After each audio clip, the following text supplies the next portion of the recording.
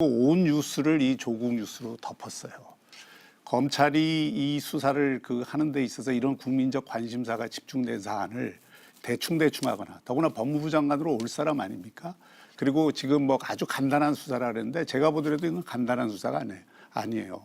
왜냐하면 조국 장관 자체가 연루돼 있는 여러 가지 의혹들이 너무 많고. 앞으로의 토론을 위해서 제가 박경준 교수님한테 한 가지만 좀 여쭤볼게요. 뭐 조국 장관이 관련된 게 한두 개가 아니고 많다 그러시는데요. 딱 단도직입적으로 제가 여쭤볼게요. 우리가 모두 검사가 아니고 당사자가 아니어서 정확히 알 수는 없어요.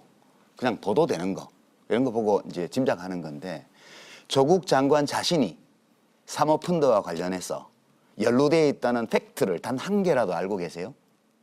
그냥 많이 관련돼 있다 하시지 말고요. 지금 제가 이 질문을 드리는 이유는 이 조국 일가족에 대한 수사가 어떤 행위를 한 것이 확인이 되고 그 행위가 위법이냐 아니냐를 논쟁하는 수준이 아니고요. 지금 사실을 둘러싼 다툼이 진행 중이에요.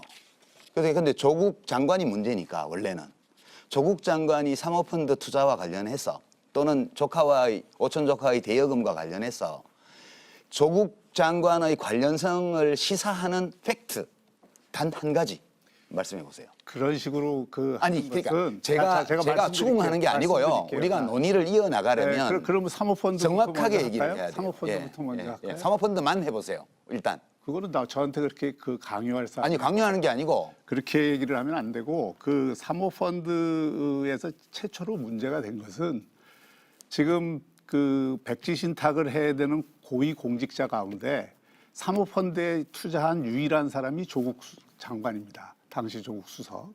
그리고 조국 수석의 위치는 전체 공직자들이 그런 일을 하는지 안 하는지를 감시하는 자리에 있어요. 그런데 오로지 유일하게 자신이 사모펀드 투자를 한 분이 공직자 그 윤리법에 이것이 저촉이 되느냐 안 되느냐는 사안이 지금 걸려 있는 것이고요. 그다음에 이 투자자와 우정자가 분리돼야 되는데 그것이 지켜지지 않은 것이 그 부인의 여러 가지 행적을 통해서 지금 나타난 것이죠. 그렇게 되면 그 부인이 그러한 일을 하는 데 대해 있어서 조국 수석은 알았느냐 몰랐느냐, 그리고 공범관계냐 아니냐, 공모를 했느냐 안 했느냐, 이런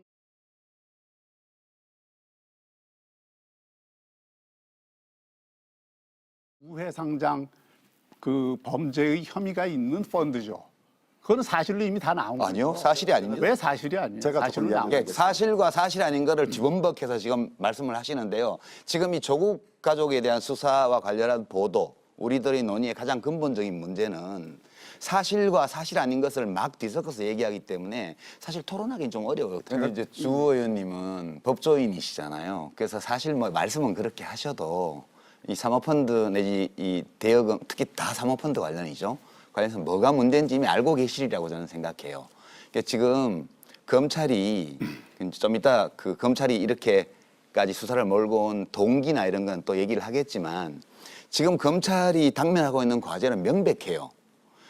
이 조국 장관 오촌 조카의 그 펀드와 그 투자한 회사들 관련한 또는 우회상장 포함해가지고, 우회상장 자체는 불법도 아니고 그 자체는 좋고 나쁘다를 따질 수 없는 건데, 여하튼 그런 기업 활동 관련해서 불법이 있었어요. 불법이. 허위공시, 주가 조작, 뭐 횡령 이런 게 있어요. 있는데 핵심은 10억 원을 빌려줬다가 그것도 시기를 달리해서, 그다음에 또 시기를 달리해서 다 받았어요. 그건 통장에 다 나와 있는 걸로 지금 알려져 있는데, 여기에 정경심 교수가 공범인지 아니냐 이거예요.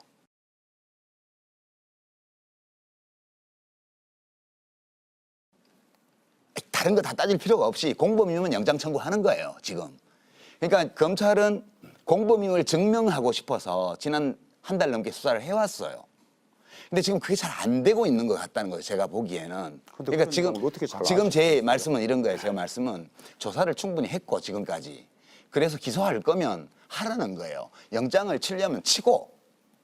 그 지금 초읽기에 들어왔다고 말이 나온 지가 한 달이 됐는데 검찰이 아직 그 출석 요구조차도 못 하고 있는, 또는 안 하고 있는 건지도 모르죠. 이 상황을 볼 때 검찰이 여하튼 지금까지 조사한 내용을 토대로 해서 구속영장을 청구를 하든 불구속 기소를 하든 무혐의 처리를 하든 처리해야 될 시점이 이미 넘었다는 거예요. 이 정도 사건 가지고.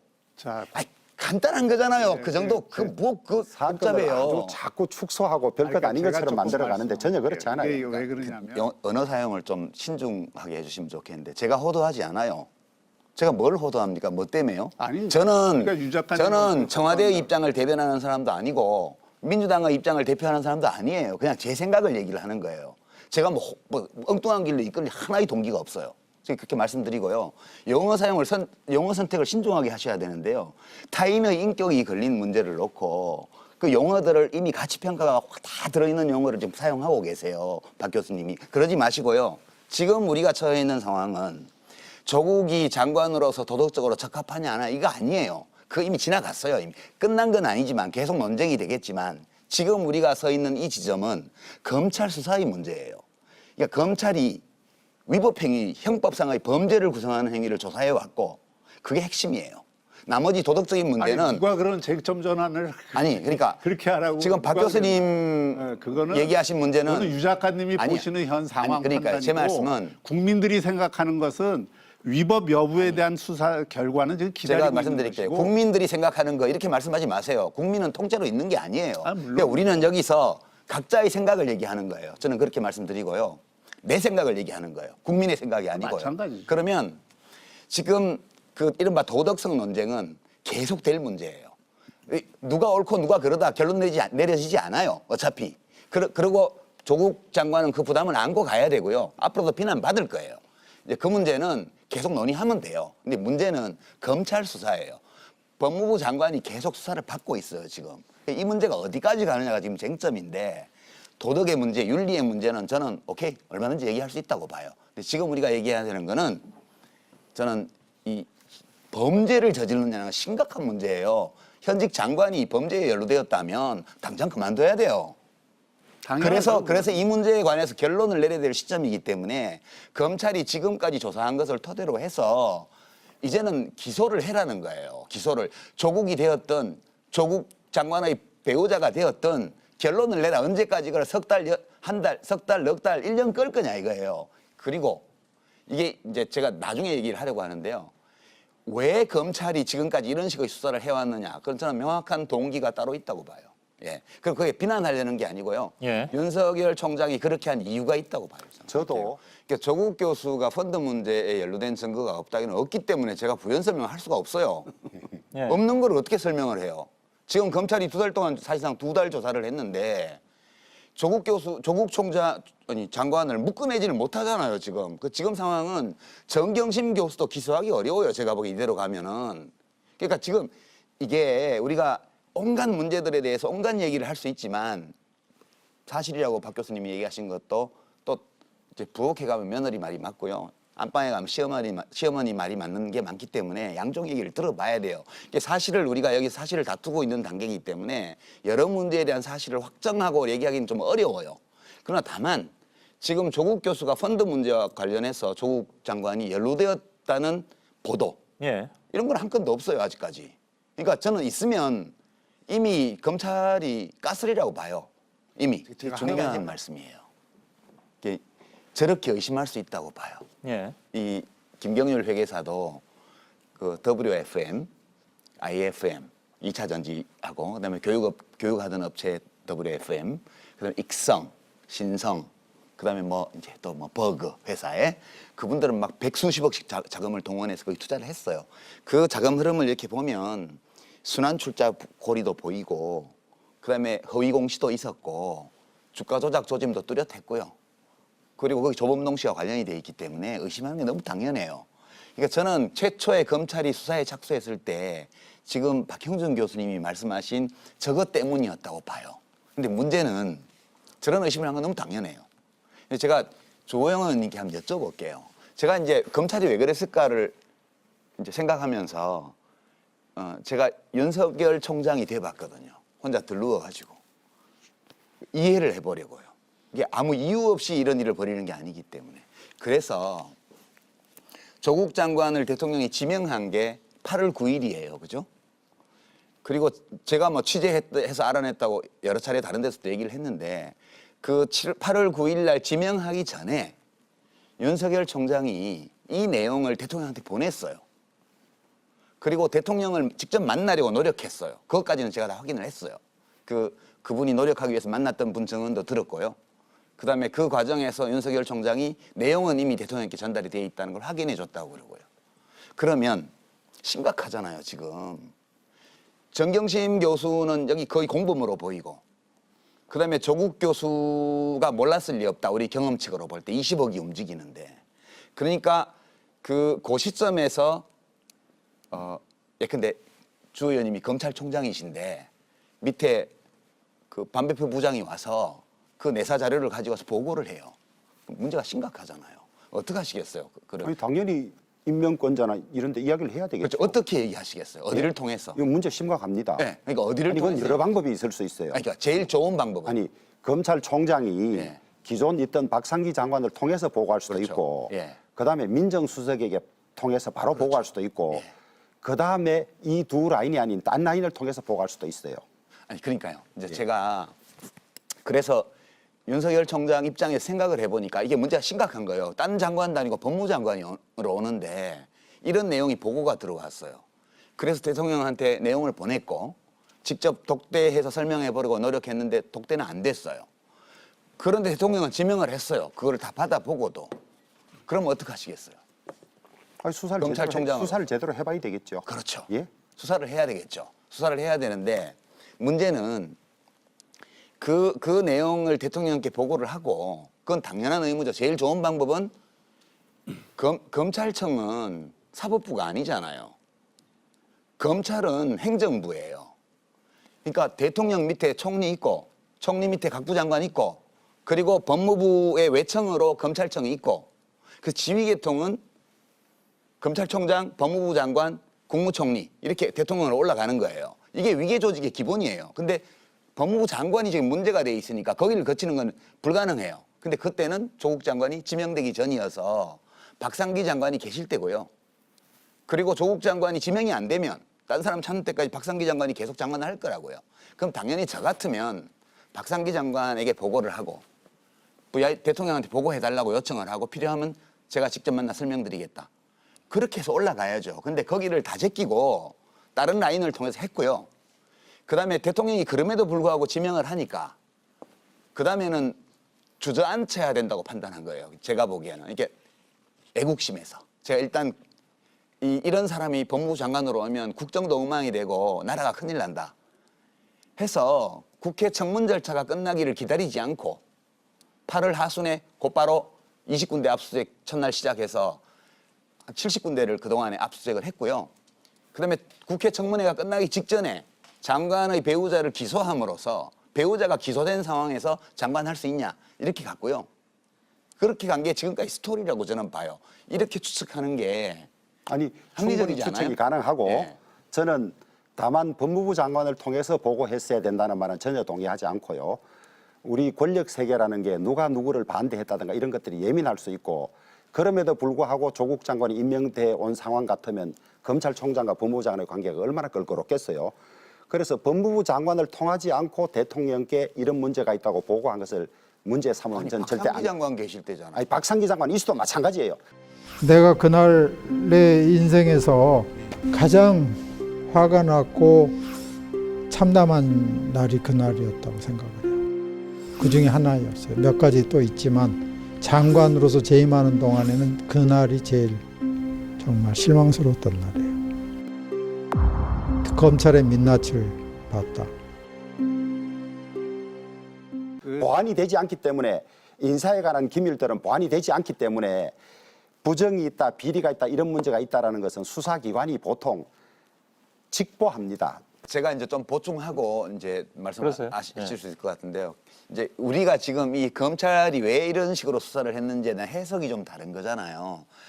우리는 윤석열 총장이 아니니까 그 머릿속에 안 들어가 볼 수가 없으니까 알 수는 없죠. 그러나 드러나 있는 행위를 보고 그 동기를 짐작하는 거예요, 그냥. 그러니까 지금 두 분이 말씀하신 거는 장관으로 임명되고 나면 수사를 하기 어렵게 되기 때문에 현실적으로 이제 청문 절차가 진행 중이지만 수사를 할 수밖에 없다 이 얘기잖아요. 그 저는 그런 가설도 성립할 수 아니, 있다고 그렇습니다. 봐요. 예. 근데 이제 제가 세운 가설을 조금 더 밀고 나가 볼게요. 그러니까 우리 국민들이 이걸 보시고 판단하는데 참고가 되시라고 제가 좀 극단적으로 밀고 가는 거예요. 저는 제가 윤 총장이 이랬다고 생각해요. 이 사람은 법무부 장관을 하면 안 되는 사람이라는 확신을 가졌어요. 내사 자료를 보고요. 그리고 그거를 대통령께 건의를 드렸는데 정보를 보냈는데 대통령 그냥 지명을 했어요. 근데 장관으로 오고 나면 수사하기도 좀 어려워지고 그리고 저 사람이 장관으로 오면 안 돼. 나라를 위해서 해로워. 이렇게 생각을 하고 스스로 사퇴하도록 해야 되겠다 해서 형법적으로는 큰 문제가 되지 않을 수도 있는 표창장 뭐 이런 거를 뒤졌어요. 처음에. 그래서 압력을 도덕적 압력을 넣은 거죠. 그래도 조국 후보자가 사퇴를 안 해요. 그러니까 그 다음 단계에서는 부인을 기소를 했어. 배우자를. 이러면 물러나겠지. 근데 사퇴를 안 해요. 그럼 계속 수사를 확대해요. 이러면 대통령이 임명을 못 하겠지. 그 대통령이 임명을 했어요. 그러니까 이 스토리를 따라가면 어떻게 되냐 하면 윤석열 검찰총장을 우리 국민이 선출한 적이 없습니다. 우리는 대통령을 뽑았어요. 그죠? 그리고 준사법기관이라고 하시지만 마음대로 하라고 있는 기관이 아니에요. 그래서 장관의 수사지휘권이 있잖아요. 법무장관이 검찰총장을 통해서 개별 사건에 대해서 수사지휘할 수 있어요. 그게 민주적 통제장치로 최소한으로 둔 게 그거거든요. 근데 보고부터 처음에 박상기 장관을 패싱했고 수사 착수하면서 보고도 안 했고 수사지휘를 받아들일 태세도 아니고 그러니까 그렇게 밀고 간 거라고 저는 가설을 세우고 있어요. 그런 이제 아까 김정민 의원님이 말씀하신 거 그럼 시민들이 왜 나왔냐 그게 이제 그거하고 관계가 있다는 거예요. 윤석열 검찰총장이 옳은 판단을 할 수도 있어요. 검찰총장으로서. 그러나 이 사람이 초기에 내사 자료만 보고 가졌던 그 확신 그것이 지나친 예단이었을 가능성도 있는 거죠. 그러면 수사 경과를 보면서 그걸 확인을 해 들어가야 되는데 그게 아니고 조국 낙마를 목표로 그냥 쭉 밀고 갔다는 거예요. 그러니까 그렇게 되면 장관한테 보고도 없고 대통령하고 맞서고 그다음에 신규 장관 후보자는 뭐 피의자라고 흘리고 이렇게 밀고 나갈 때 그러면 누가 어떤 방법으로 저 행정부에 속해 있는 이른바 준사법기관을 내세운 검찰의 무지막지한 권한 행사를 누가 제어할 것인가. 올바른 판단이었더라도 문제지만 만약 검찰총장의 저 판단이 잘못되었다고 가정할 경우에 이 사태는 뭐냐 이게 도대체. 그래서 약간 이 검찰권의 지나친이라는 표현보다는 제가 보기에는 누구도 통제할 수 없는 양상으로 진행된 이 검찰 수사를 보면서 불안해졌던 거예요. 이게 뭐지? 우리가 언제 저 사람에게 저 무소불위의 권한을 줬지? 이런 불안감이 국민들 속에서 표출되면서 이제 촛불 집회로 연결된 거라고 저는 이게 제 가설이에요. 이제 다 좋은데요. 그 말씀 취지는 저도 공감을 하는데 제가 정치적 진영으로 보면 여권 맞아요. 근데 저보고 어떤 분들은 뭐 차지철이라 그러고 온갖 얘기를 다 하는데 제가 무슨 권력이 있습니까? 저는 제 말과 글밖에 없는 사람이에요. 그건 뭐 인정합니다. 네. 그러니까요. 저는 저의 생각을 말과 글로 한 걸 뿐이고 제가 검찰이 한 행위가 우리 헌법의 국민주권 조항을 침해할 수 있는 그런 쿠데타적인 행위라고 얘기한 거에 대해서 검사들이 뭐 겁을 냅니까? 제가 무슨 권력이 있어서 겁을 내요. 제가 뭐 제일 엄한 거 지금 이제 잡혀갈 판인데 검찰에. 전 신라젠의 대주주 이철 씨 측이 MBC에 제보를 해왔습니다. 채널A의 한 법조 기자가 신라젠 행사에 강의를 한 적이 있는 유시민 노무현 재단 이사장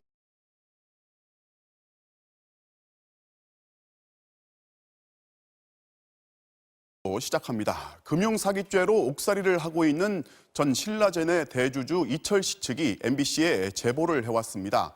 채널A의 한 법조 기자가 신라젠 행사에 강의를 한 적이 있는 유시민 노무현 재단 이사장의 비위를 알고 있으면 털어놓으라면서 접촉을 해왔는데 그 방식이 취재 수준을 넘어 공포스러웠던 겁니다.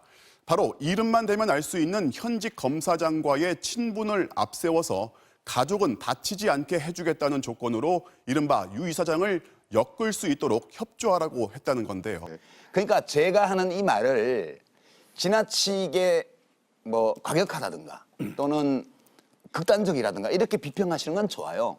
근데 제가 검찰을 겁박하고 있지 않아요. 제 말에 검사들이 아무도 겁 안 먹습니다. 뭐 때문에 겁먹어요? 그러니까 제가 저보고 뭐 정권의 2인자라고 그러는데요. 제 정권의 3인자, 4인자, 100인자도 아니에요. 그러니까 저는 제 생각을 말하는 따름이고요.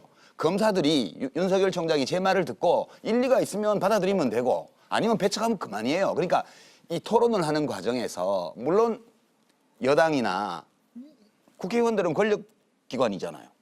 그죠? 청와대도 권력기관이고 여기서 어떤 말을 하는 거는 그렇게 비판할 수도 있겠으나 저 같은 권력 안에 있지 않은 사람들이 하는 검찰 비판까지 그렇게 도매금으로 여권에서 검찰을 겁박한다는 식으로 평하는 것은 저는 몹시 부적절한 것이다. 예. 이 말씀만 토를 달아요. 이제 제가 이것을 이제 위헌적인 그런 쿠데타 행위다 이렇게 과격한 표현인 거 알아요. 하도 답답해서 그렇게 과격한 표현을 썼습니다. 그러니까 저는 뭐 법조인이 아니어서 모르겠지만 제가 검사라면 제가 검찰총장이라면 이제 우리가 늘 잘못 판단할 수 있잖아요. 아니 의심이 가면 수사를 하는 거는 뭐 당연한 거죠. 근데 이게 중대한 사건이잖아요. 그러면 이제 진행되는 과정에서 최초에 내가 내사 자료에서 얻었던 최초의 확신 또는 예단 그런 것이 뒷받침되고 있는지를 면밀히 봐야죠. 근데 저는 윤석열 검찰총장이 그래서 검사답게 해주기를 바랬거든요. 이제 수사 결과가 나와보면 알겠습니다만 제가 판단키로는 정경심 교수를 횡령과 자본시장법 위반의 공범 또는 공동정범 또는 교사범으로 엮어넣을 증거가 없다. 저는 그렇게 봐요. 증거를 찾지 못했다. 검찰이. 뿐만 아니라 지금 사문서 위조로 이미 기소를 한 동양대 총장 표창장의 경우에도 적어도 제가 알기로는 그 동양대학교 총장님이 구두로 승낙을 해서 그 날인해서 만든 걸로 알고 있는데요. 지금 공소장 내용은 성명불상자와 이제 임의로 권한 없는 자가 날인했다고 돼 있는데 그 공소장을 낼 시기에 이미 그 며칠 전에 PC 압수수색을 해가지고 직인 파일이며 이런 것들이 다 있었어요. 이미 변호인들도 받고 검사들도 다 알고 있었고요. 근데 그런 증거들을 쥔 상태에서 공소장은 급하게 그렇게 내고 이제 이런 행위들로 미루어 볼 때 굳이 그날 기소 안 해도 위조 사문서 행사로 처벌할 수 있어요. 얼마든지. 그러니까 그렇게 서둘러서 한 걸로 봐서 윤석열 총장이 진짜 본의가 무엇인지는 모르겠으나 적어도 명확한 것은 조국 장관을 낙마시켜야 되겠다는 판단. 그것을 그대로 그냥 밀고 온 것이 저는 문제였다고 보고요. 지금이라도 윤 총장이 지금까지 수사 결과를 종합해보고 과연 이것이 기소할 만한 것인지 구속영장을 칠 만한 것인지를 판단해야 되는 시점이 이미 지났다고 저는 보는 거예요. 그래서 뭐 그런 점에서 검찰총장이 대통령의 인사권에 검찰권을 휘두르는 방식으로 이렇게 개입한 거. 8월 23일 아침 8시 41분인가 25분인가 내가 출근하고 있는 계단에서 전화가 삐 울려서 본 윤대진이야. 조상관 사임해야 되는 거 아니야? 후보자 처리해야 되는 거 아니야? 그런 거. 사전 경고야. 이것이 위헌적이라고 보는 거죠. 그렇게 보는 거고요. 살아있는 권력에 대한 수사를 하죠. 그러니까 이렇게 하는 거죠. 지금 뭐 검찰총장이 뭐 윤석열 총장이 대통령 눈치 보면서 해야 될 수사를 안 하고 이런 분 같으면 여기까지 왔겠습니까? 그래서 저는 뭐 그건 높이 사고요. 높이 사는데 검사로서 합리적인 판단을 하고 있는가는 상당히 심각하게 의심을 하고 있어요. 지금 예. 한마디만 보태고 싶은데 예. 아까 이제 진영 논리 얘기도 하시고 이제 그 순수한 주권자의 행위 그런 거 없습니다. 정치가 지금 문명화해서 승자가 패자를 죽이지를 않고 그냥 권력만 잃는 이런 문명화된 전쟁이잖아요, 이게. 그러니까 진영으로 나눠서 서로 간에 대립하는 거는 민주주의 하는 한은 불가피한 거고 너무 자연스러운 거예요. 이제 저는 이제 지금 이 조국 사태를 보면서 제일 개탄스러웠던 게 언론인들이 펼치는 진영 논리 비판론이에요. 진영 논리요. 처음에는 진영이 있지도 않았어요. 처음에 8월 초부터 시작해서 지명됐을 때부터 시작해서 9월 한 초까지는요. 야당, 거의 모든 언론사 그리고 검찰이 한 덩어리가 되어서 저는 이해가 안 됐어요. 그 조건에서도 대통령 지지율이 45% 이상 유지가 되고 조국 지명 찬성이 40%선을 왔다 갔다 하는 게 처음에 이해가 안 됐어요. 어떻게 이렇게 높지? 이렇게 한 달 동안 8월 내내 어마어마한 보도량을 쏟아내면서 99%의 보도가 다 조국 일가를 비난하는 거였는데 뭐지 이게? 이 정도면 80대 20, 90대 10으로 가야 되는데 왜 안 가지? 그거 계속 봤어요. 그러니까 그때까지는 진영이 없었어요. 오로지 일방적으로 모든 입 있는 사람, 말하는 사람, 권력 있는 사람들이 다 조국을 욕하기만 했어요. 진영이 형성된 것은 검찰이 본격적인 수사에 들어가고 나서 한 일주일 정도 지났을 때부터였어요. 그때 이제 김종민 의원이 그 얘기 하셨는데 저는 조국 장관을 개인적으로 잘 알아요. 잘 알고 그 사람이 잘 되기를 바랬어요. 근데 보도가 나올 때마다 심장이 덜컹덜컹 떨어지는 거예요. 뭐 돈을 뭐 10억이 왔다 갔다 그러고 뭐 표창장을 위조했다 그러고 컴퓨터에서 파일이 나왔다 그러고 이런 보도가 나올 때마다 가슴이 덜컹덜컹 하는 거예요. 내가 조국을 잘못 봤나? 이게 모두 진실일까? 그렇게 막 고민하면서 저 나름으로 동양대 총장님한테 전화했다가 혼났는데요. 저 무슨 시나리오 제시한 적도 없고 압력 넣은 적도 없어요. 그냥 잘 알던 분하고 걱정하면서 통화했어요. 그냥 그런 건데 그렇게 막 취재를 하고 언론 보도 이면을 들여다보고 이렇게 하면서 아 이게 다 사실은 아니구나.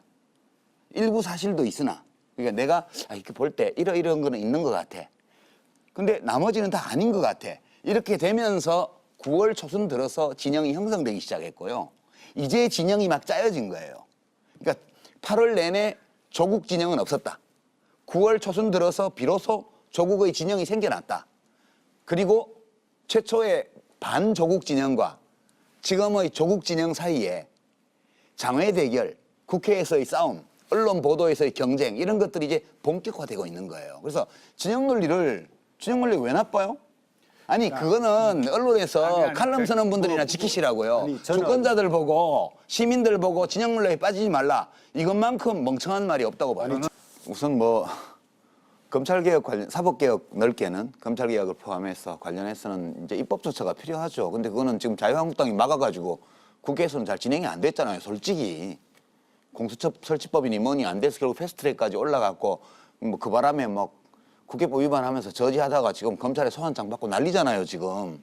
그러니까 국회에서는 사법개혁, 검찰개혁을 포함한 사법개혁이 야당의 반대 때문에 원활하게 지금까지 안 됐고요. 그게 사실이에요. 팩트고. 그다음에 검찰에서 입법이 필요 없이 자체 시행령이나 시행규칙이나 이런 걸로 할 수 있는 직제 변경이라든가 뭐 수사관행 개선이라든가 이런 것들은 지금까지 전혀 노력을 안 했어요. 이제는 대통령이 지시하니까 몇 가지 하겠다고 얘기를 했으니까 그건 진행을 하면 된다고 봐요. 그런데 이제 조국 장관의 거취와 관련해서 검찰 수사와 관련해서 보면 지금 단계에서 이제 배우자가 이미 기소됐어요. 예. 사문서 위조 혐의로. 그거 뭐 공소유지 할 수 있을지는 잘 모르겠는데 사문서 위조로 기소를 했고 최근에 검찰이 이제 조사하고 있는 대상자들이 참고인들이 많은데요. 뭐 인턴 증명서에 기재된 뭐 기간에 규정에 맞는 횟수만큼 인턴을 했냐 그거 알아보려고 그 같이 했던 학생들을 다 불러다가 조사하고 있고요. 그다음에 실제 왔던 횟수보다 더 많이 온 걸로 출석부에 동그라미 돼 있는데 이거 누가 한 거냐 해서 조교 조사하고 있고요. 이러고 있어요 지금 대한민국의 특수부 검사들이요. 그래서 제가 좀 과격하게 다시 한번 표현할게요. 처음부터 조국 장관은 혐의가 없었어요. 그러니까 입증할 수 있는 혐의가. 그래서 배우자를 묶어 넣어서 주저앉히려고 그랬습니다. 그래서 제가 이걸 가족 인질극이라 그랬다가 되게 욕먹었는데요. 가족 인질극 맞고요. 지금 정경심 교수를 기소하기가 쉽지가 않은 것 같아요. 제가 봐서는 검찰이 하는 걸로 봐서는. 그래서 정경심 교수에게 몇 건의 혐의 시인을 계속 요구하는 사인을 그 아들과 딸을 기소할 수 있다는 식으로 해서 흘리고 있어요 지금. 그러니까 이거는 굉장히 졸렬한 방식이에요. 그러니까 지금까지 수사해온 것을 종합해서 예. 입증할 수 있는 거 있으면 기소하고요. 예. 영장 칠 거 있으면 치고요. 그렇게 해야지 이미 한 달 반 끌어온 이 수사를 앞으로 또 한 달, 두 달 끌고 간다는 거는 다 죽자는 얘기예요. 검찰도. 제가 마지막으로 한 말씀. 그런데 아, 검찰은 왜? 범죄를 수사하는 기관이죠. 살아있는 권력에 대한 수사는 아무리 해도 지나치지 자, 검사들이 예, 도덕 알았습니다. 선생님을 하라고 월급 주는 게 아니에요. 자, 잠깐만요. 검사는 범죄를 수사해야죠. 예. 그게 인정되면 범죄가 되는 거예요. 아울러서 제가 한마디만 더 붙이면 국회 인사청문회 제도를 둔 것은요.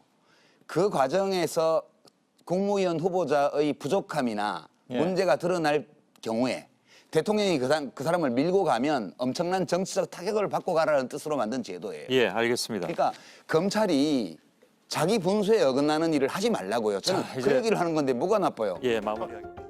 검찰 개혁은 검찰 스스로는 절대 안 됩니다. 그건 어느 조직도 마찬가지라고 봐요. 어느 조직도. 권력기관 개혁한다고 했을 때 그 권력기관 스스로 무슨 개혁을 할 수 있어요. 다 이해관계자인데. 아까 수사권 조정 관련된 거 검찰의 의견을 들어가지고 할 수는 없다고 한 얘기도 그 맥락입니다. 해서도 안 돼요, 그렇게. 그리고 검찰은 국민을 위한 공복이죠. 평범하지만 그겁니다. 권력 감시하라는 특권을 명받은 것도 아니고요.